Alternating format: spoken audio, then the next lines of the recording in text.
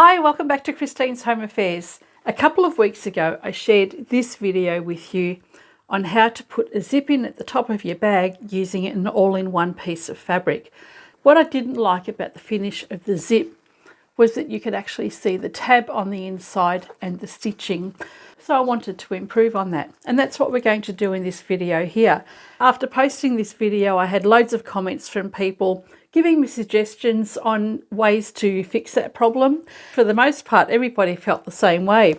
The zipper tape really shouldn't be shown on the inside. Of course, I should match my thread. So what we're doing in this video is another couple of bags using the all-in-one piece of fabric. We're going to be using two other zipper techniques to be installed in the top of the all-in-one fabric. I'm going to use a regular number 3 zip and the larger number 5 zip that I like to use in most of my products. I'll be doing a couple of other things as well. I'll make two bags. We're going to start off with exactly the same piece of fabric, but we're going to have a couple of different finishes on the base. So I'll show you how that works with the different box corners. And at the end of the video, I'll also give you a comparison of some of the other zipper techniques we've used before as well. So we've done the butler method, the zipper tabs that I like to put in on all my bags, and then the 3 different ways of doing this top zip. So stick around, I'll show you how to make a couple of these bags using number 3, number 5 zips, different size box corners, and what the outcome is when you start off with the same size piece of fabric. I'll let you know what I think of this zipper technique at the end. Let's get to it. All right, I've got my fabric cut out for both of these pouches today, and we're going to start off with the same size pieces of fabric for both of them. We have 45 by 26 centimetres or 18 by 10.5 inches for our fabric and our lining, and we also want our outer fabric to have a medium weight interfacing on there. At least that's what I'm using today. If you've got a lightweight fleecy, you can use that. If you want something really stiff, then you can use your Peltex or your Decabilt. This is the stabilizer that I'm using. It's a cotton interfacing, and it's probably about the same weight as the fabric itself, which is a quilting cotton. For one of the bags, I'll be using 2 extra pieces of interfacing. This is a fusible dressmaker's interfacing. This one is just really nice and flowy. If you don't have access to a lightweight interfacing, then you can just use a really lightweight cotton fabric. Just something really thin or fine like a voile. The finished size of this will be slightly different to the finished size of this one. For this one, I'm going to be using a number 5 continuous zip. So the cutting out for the zipper area is going to be slightly different for both of them. For one of the bags, I'm going to make it into a wristlet strap, and we're not going to be using any hardware because there's plenty of people out there that don't have any hardware for their bags at all. So today we're going to be making a wristlet just with the strap and no swivel clips or D-rings at all. This one will just be a very simple one. For the wristlet strap, I've got a piece that's the same length as the fabric. It's been interfaced because I've just cut it off the fabric as I've done it all in one go, and it's 1.5 inches wide, which is about 4 centimetres. For this one, we have the same size fabric. We're going to be using a number 3 regular dress zip. We want a 10-inch zip or 25 centimetres. We're not going to put a wristlet on this because I ran out of fabric, but we are going to bind the zip. So in the lining fabric, we want a strip here that's 1.5 by 22 inches or 4 by 55 centimetres. For both the wristlet and our binding for the zip, you want to fold the fabric in half lengthwise to bring the raw edges in, and then again to neaten that up. And you'll do the same for your lining fabric. Okay, we can make a start. We can set aside all of our other bits and pieces. Take your outer fabric, iron your stabilizer to the wrong side of that. Whether you're using a lightweight fleece or an interfacing, go ahead and do that now. Then you want to prepare your handle, bring the raw edges in, fold that together, secure those edges, and shortly we can go and sew that down both long edges. Let's take this piece of fabric on the left, and the first thing we want to do is shape our bag. So I'm going to shape this the same way I did in the previous video. Fold the fabric in half, got my folded edge at the top here. Fold the lining in half and I will layer those together, and we'll do the same for this one. And we're going to have two different measurements for our box corners and our tapering. Our fold is at the top on both of them, so we've got our raw edges along the bottom and the sides. For this one on the left, I'm going to measure 1.5 inches or 4 centimeters from the outside edge. We'll do that on both sides. And from the top, we're also going to measure 1.25 inches or 4 centimeters. And you just want to make a mark at the top of the fabric there. For the next one, we're going to measure 1 inch. So it's going to be a smaller box corner and a smaller taper. So from the bottom edges, we've got 1 inch or 2.5 centimeters. And at the top, we'll do the same. Once you've marked your box corners, we can mark our diagonal line from the top down to the corner of the top of the box there. This mark that we've made here, line up your ruler and mark that diagonal line along there, and do the same for the other side. For this one, we'll do the same, but it's going to be a smaller taper.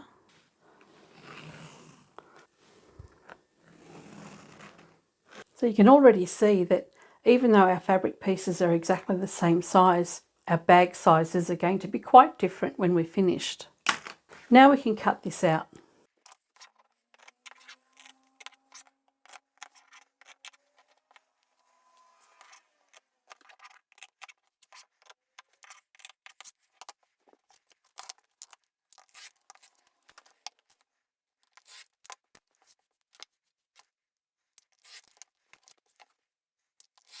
All right, we've got the shape of our bag finished.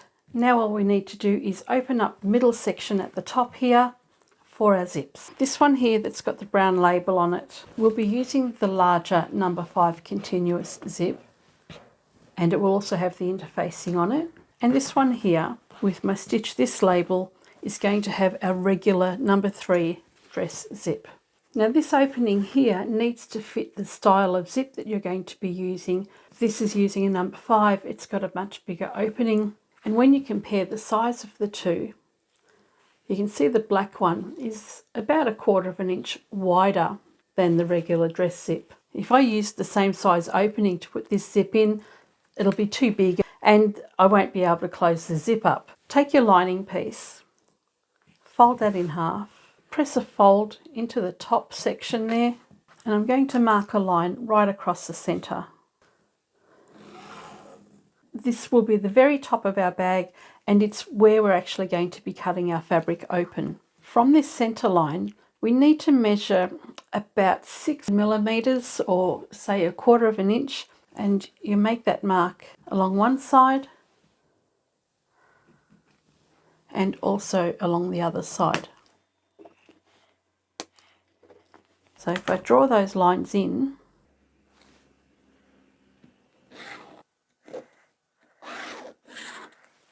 and take our number 3 zip, line up the teeth with the centre line, and you'll see that the zipper tape extends out from the lines that we've marked on the outside. That will be our stitching line, so we know that our zip is going to be securely in place on the fabric. Once you've marked those lines, from the outside edge, we're going to measure 3 centimeters or 1.25 inches.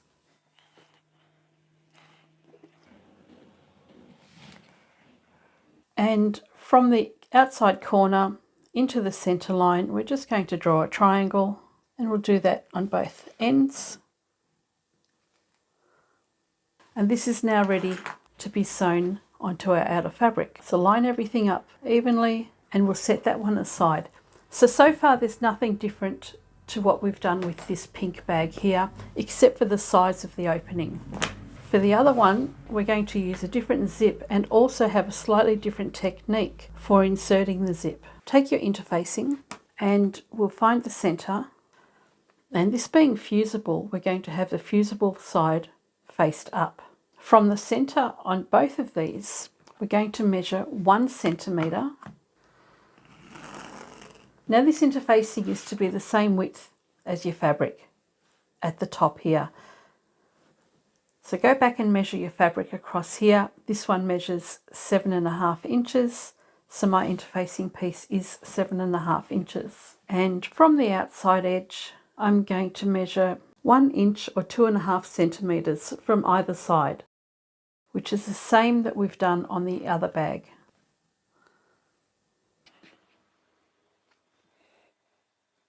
All right, that looks very messy, doesn't it? It'll come away with the iron later. So the rectangle that we have here is the same rectangle that we have on these two pieces.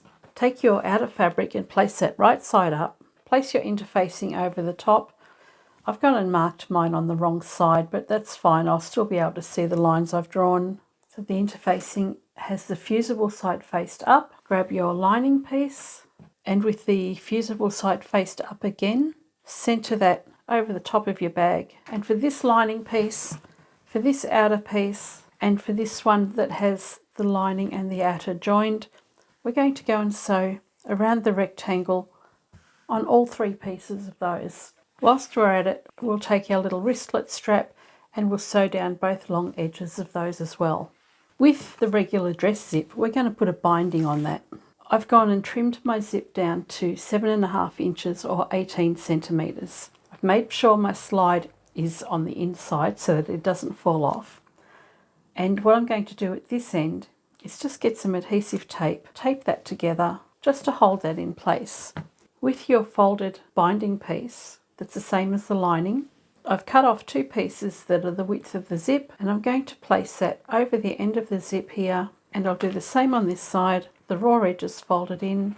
I just want to take this bag piece and double check that it's all going to fit. So this edge here needs to sit outside the rectangle that we'll be sewing, but it needs to be well within our 1 centimetre seam allowance that we have. So that's all looking good. Once you've sewn that down, just trim it back so that it's the same size as your zipper tape.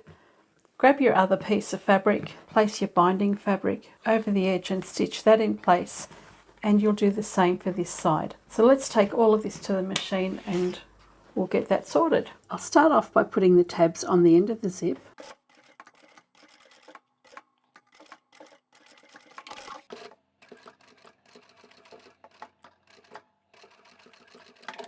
I'll trim the fabric on the side there. Then what you want to do is take the binding strip, fold the edge in, bring the outside edges back across.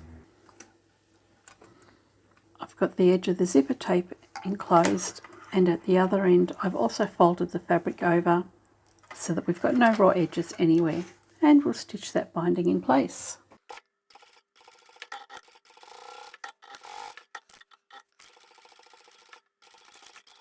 And we'll do the same for the other side.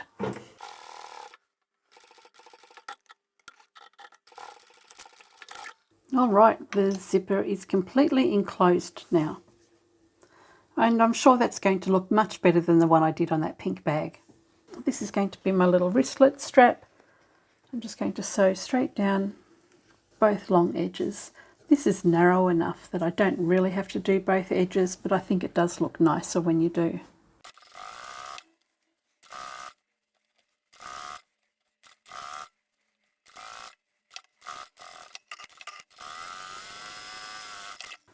Okay, this is the one that's going to have the lining and the outer fabric stitched together, just like we did with the pink bag. And I'll show you how to do this one. We're just going to sew right on the outer rectangle.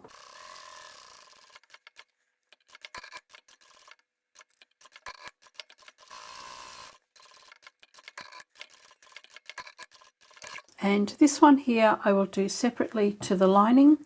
You don't need to watch me do that. It's exactly the same technique as we've just done for the other one. All right, so here's where we're at now. This one here, I've got both the lining and the outer fabric stitched together with that rectangle all the way around. And that one will have this enclosed zip inserted into it. This one here, we've got our interfacing on the outside that's been stitched down, as well as the interfacing on this one here. We can start opening up the rectangle on this one, and this is the zip that we'll be using on this one. let's set that one aside. Our wristlet strap is done. We'll work on this one first. Our lining and outer are both attached here, and all we need to do is cut along the centre to open up that rectangle and then into the triangles that we've marked earlier. Fold your fabric in half. And we can cut this open. Now don't go all the way to the end, you just want to go to the point of your triangle. And we did all of this in that previous bag video. Into the corner, but not through the stitching line.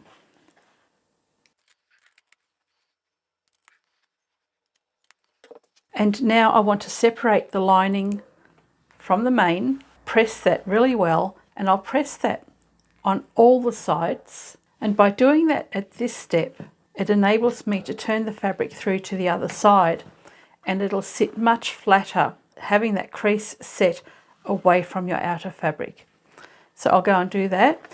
And when we've turned it through, you want to go and press this all in place as well. And whilst I'm at it, I might as well do this one as well. So we'll cut this open.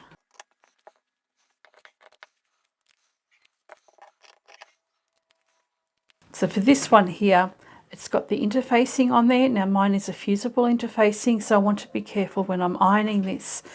I can't go and iron this up and out of the way now because it'll end up fusing to itself. I do need to turn this all the way through, and I might just pop some clips in place for the time being, and then I can turn that around.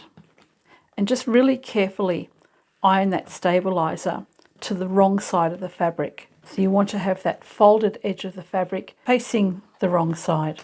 And I'll do the same for the lining piece as well.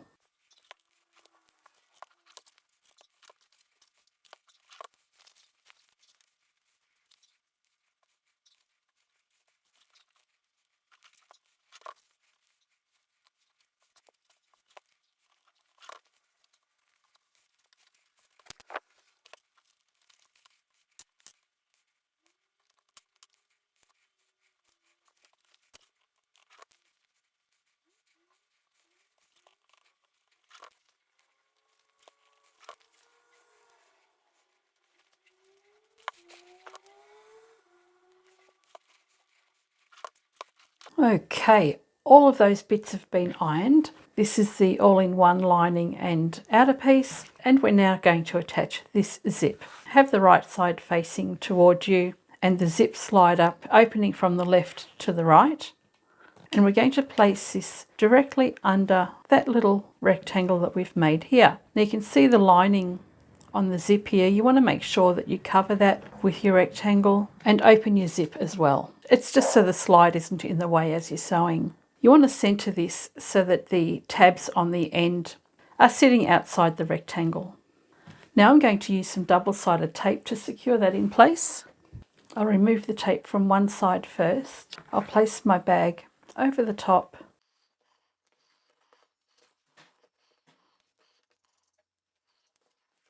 And I'll line up the other side. When I stitched the binding onto the zip, I've actually stitched a little bit too close, so I'm trying to hide that bit of binding underneath, which will create a little bit of a pucker on the end here, but I think that should be okay. All right, with that in place, I can now go and sew all the way around that rectangle, and that will secure the binding and the zip, and then you'll never see any raw edges. Set that one aside. With this one here, I'm going to use a double-sided tape again.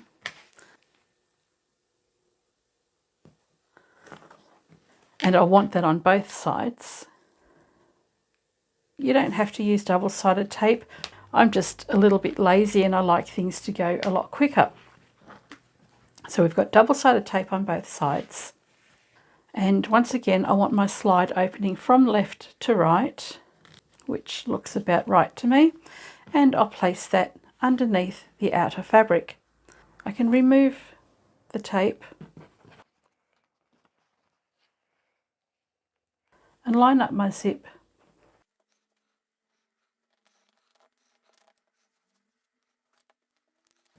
So that it sits nice and evenly across there. And I just want to make sure that It does overhang enough on the sides. Yep. I can remove the tape from the other side and secure that as well. The beauty of the tape is that if you're not happy with it, you can actually reposition it, and you can see at a glance without the pins distorting the fabric how everything's going to look. Okay, once you're happy with that, flip it over, grab your lining fabric. We're going to remove the double-sided tape from one side of the zip, place your lining directly over the top.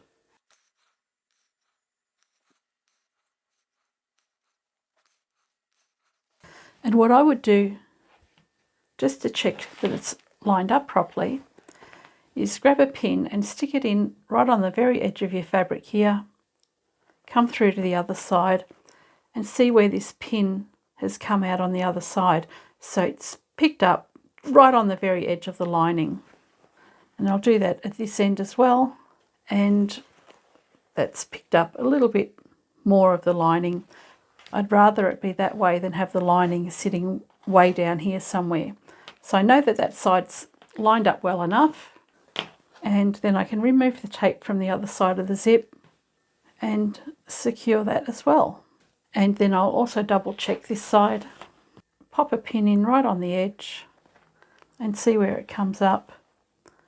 I'm happy with that, and I'm happy with that too, because I know that when I sew from the top, I'm going to catch every part of the lining. Now we can go to the machine and sew all the way around both of these rectangles.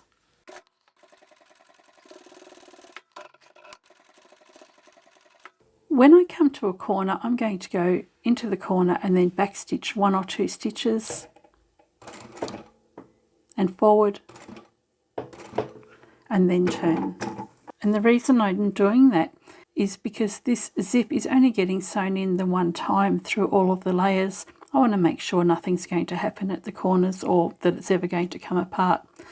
As I go over the zipper teeth, I'll go forward, back and forward.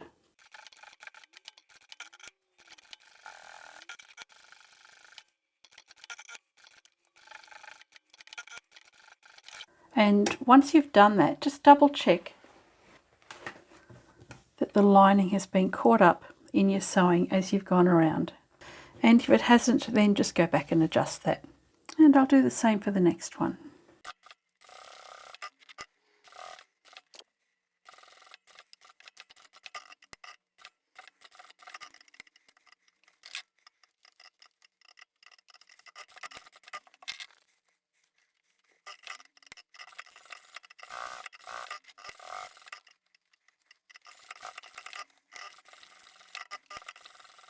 And there we have both of our zips inserted. This is the one with the binding. We've got the binding matching the lining fabric, so you can't actually see any of the raw edges here. And this one here has the zip in between the layers of the interfacing underneath here. You can cut off any of the excess zipper tape here. We don't need to have it so long, and we also need to be able to close up the side of our bag as well. So I'll just fold the fabric away from the zip and trim that back. Do the same at the other end. And then we've got plenty of room for our seam allowance. Now we can close up our bag. So what we're going to do is bring the lining pieces together and your outer fabric together, and bring the edges together until you get to the fold in your fabric at the top here. You'll do the same for all 4 sides. On the lining, we're going to leave an opening on one side. Did I mention that if you haven't opened up your zip yet, you'd better do that first? We need our zips open almost all the way to be able to turn our bag the right way around. So if you haven't done that, go and do that before you clip these sides together. And as usual, I had forgotten to open mine. I've clipped all the sides around here and the sides of the lining as well. On the lining here, I've left a fairly big opening on the side seam that I'll use to turn the bag the right way out. Now, if you prefer, you can leave your opening at the bottom. It's completely up to you which way you want to go and do that. When we sew up the side seams on both pieces, you'll start from the bottom here, come all the way up, all the way to the fold in your fabric, and you'll do a back stitch there. And we've got a 1 centimetre seam allowance. Do the same on the bottom and on this side as well. Start sewing from the bottom, come up to the fold, and we'll back stitch at the top there as well.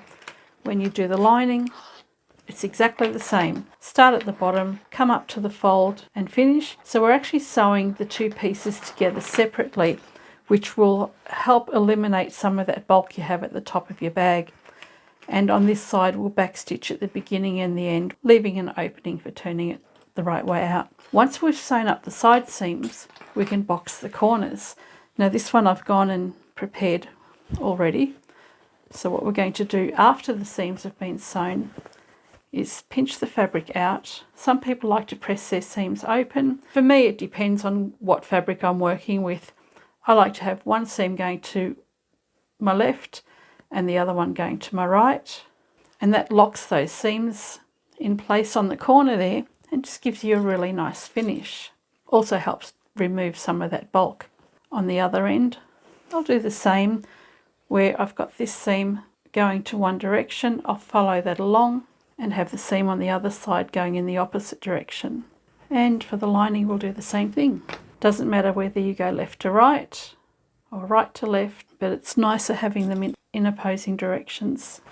So this lining seam is facing my left, so I'll have that to my left and the one on the other side going to my right. So we'll do the side seams and the bottom, and then we'll do our box corners. One more thing we need to do is attach our wristlet strap. Nearly forgot. I won't be putting any D-rings or swivel clips on this bag. I wanted to do it without any hardware. So I've just folded the fabric in half and I'll place that inside the bag. So just unclip one side of your outer fabric. Nearly did that the wrong way. Place your handle to the inside.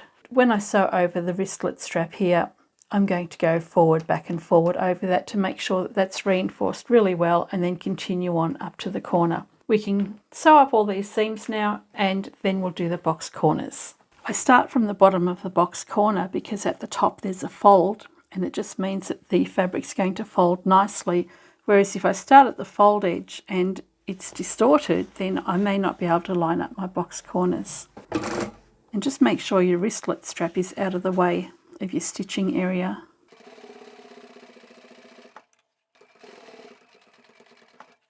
Make sure your lining isn't in the way as you're sewing up to the corner. Flip it over and repeat.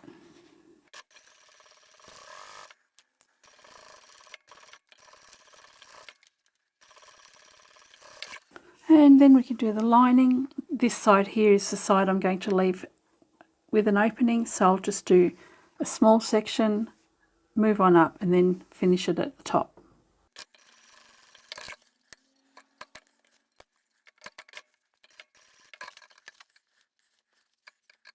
And as you're coming up to the fold at the top, just make sure that your outer fabric is out of the way.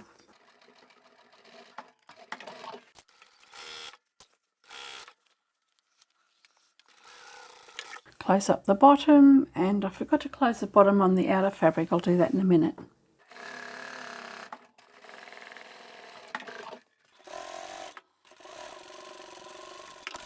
And now I can box the corners.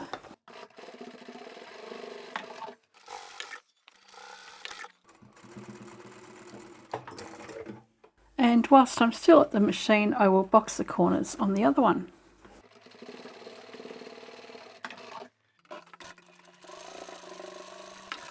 I've gone and put my narrow foot on, or my zipper foot, because at the top of the bag here I found that I didn't have quite enough wiggle room when closing up my lining. So you can see along here I had enough room to stitch up the side seam, but on the lining there was just too much bulk at the top of the fabric and it's kicked off to the side. And that's happened because I haven't allowed enough room at the top when inserting my zip. So I can just re-stitch the top section.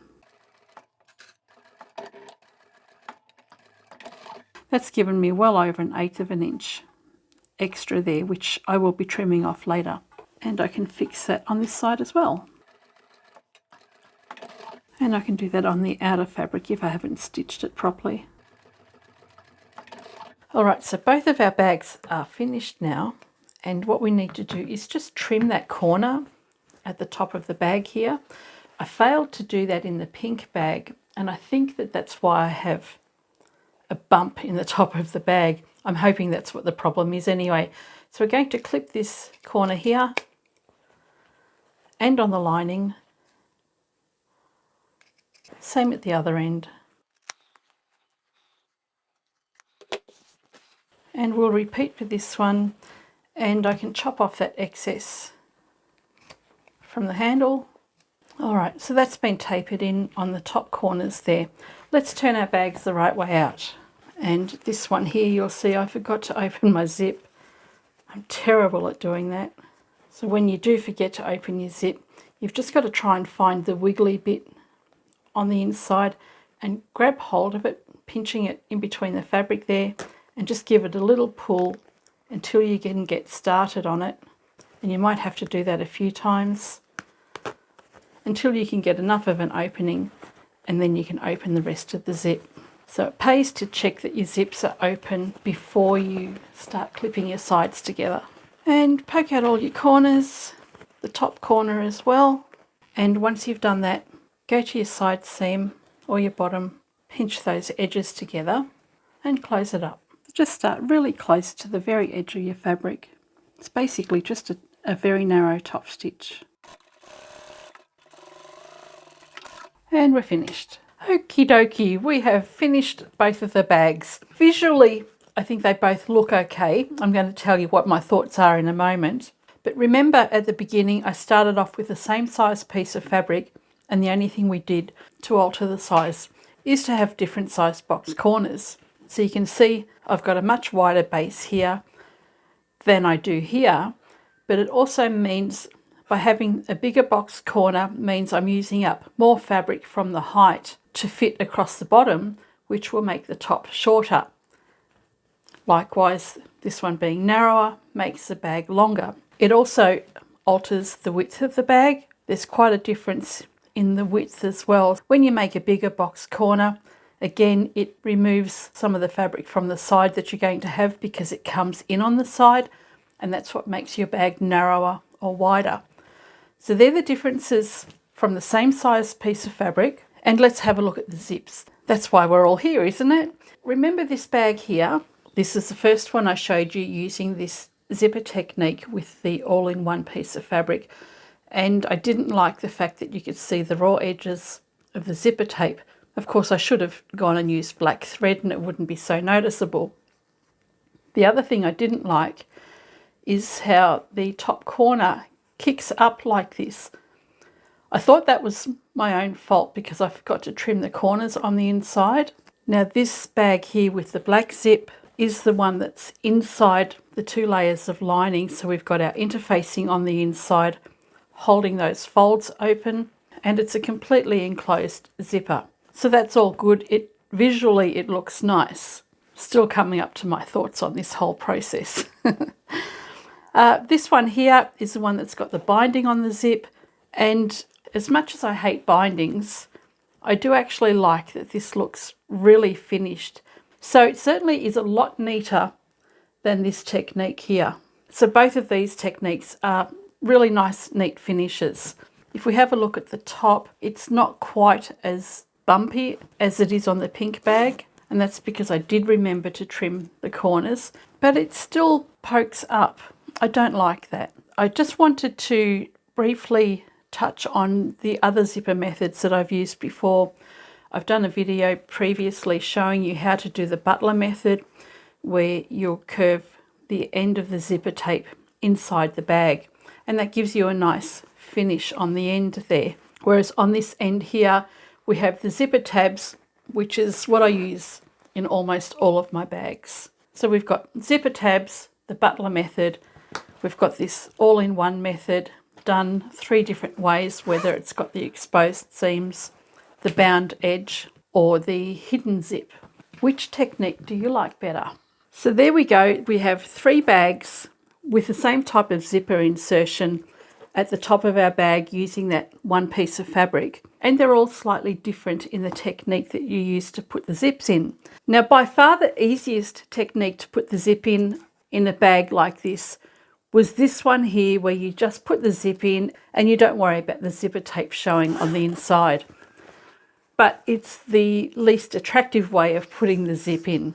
This one here has the bound edges, and whilst I don't like doing bindings, it actually is a really neat way of installing the zip. And this one here had the interfacing pieces on the inside. It was incredibly fiddly putting the interfacing on the inside of this, ironing it and having to be careful that I didn't iron that onto the wrong sections of the fabric, and then when I did, I had to lift it off again. So here I am whinging about the zipper technique. I didn't like it. In fact, I didn't like doing either of them. And to be honest, I can't really see a reason why I would ever want to put a zip into a bag in this method. Perhaps if you're working with leather or vinyl and you weren't lining the bag and you didn't want to have a seam at the very top, you might use that technique for a zip. But in a fabric bag, I don't know that there's ever going to be a reason why I would need to put the zip in this fashion. I don't know, what do you think? Can you think of any reason why we might want to put a zip in this way? I would much rather use my traditional technique of the zipper tabs. As I showed you earlier, we've used the butler method before, where the zip end gets sewn to the inside of the bag. That does look nice, but I don't necessarily like the way it finishes on the very end. By far the best method I think I've ever used for tabs is this one here, where I have the tabs folded over the end. Just keep them as long as I need them, trim them off at the end, and they always give me a really neat finish, and I have nice square corners. It didn't really make much difference by trimming the corners off on the inside. You still get that little pimply thing on the end. Don't like that either. Maybe I'm a bit too precious. Anyway, time for me to go, figure out what my next project's going to be. Let me know which zipper techniques you prefer. Which one of these three did you like the best? I guess the one that looks the best for me is the one that is enclosed inside the lining with the interfacing, but it was by far the most tedious one to do. Let me know what you think. Anyway, I hope you've enjoyed this video, and I shall catch you next time. Bye for now.